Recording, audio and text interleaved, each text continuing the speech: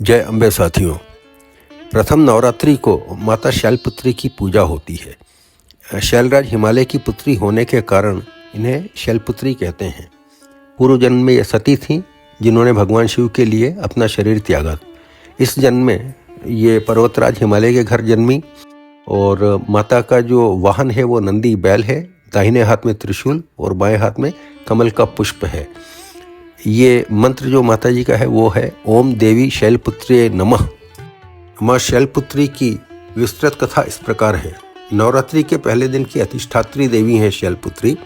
शैल यानी पर्वत और पुत्री मतलब पुत्री। ये हिमालय पर्वतराज हैं, उनकी पुत्री होने के कारण शैलपुत्री कहलाती हैं। ये अत्यंत शांत, सौम्य और तेजोमय स्वरूप की हैं। माता शैलपुत्री पूर्व जन्म में सती थीं। वो राजा प्रजापति दक्ष की कन्या और भगवान शिव की पत्नी थीं।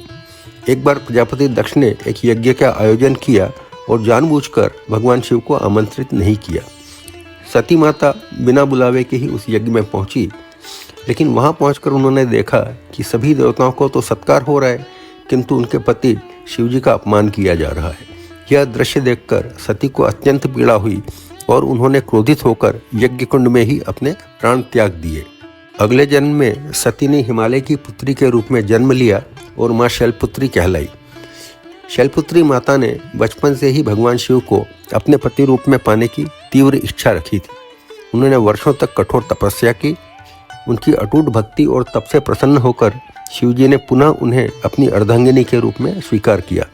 इसी कारण शैलपुत्री को भक्ति और समर्पण का प्रतीक माना जाता है।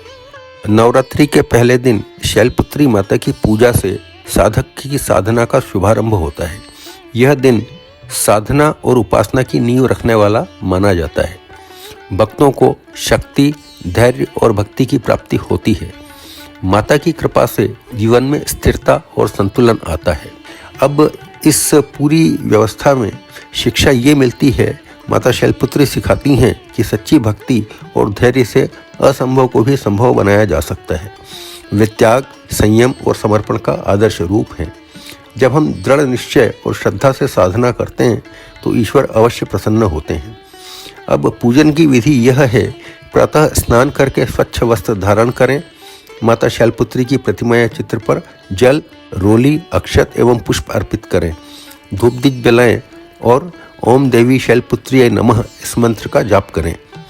सफ़ेद वस्तुओं का भोग जैसे दूध और मिश्री, इनको अर्पित करना शुभ माना जाता है। साथियों, मैं पूरे 9 दिन के 9 माताओं के अलग अलग दिन का वीडियो लगा रहा हूं आपके सामने।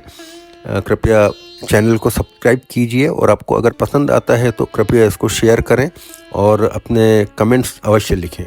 जय अम्बे।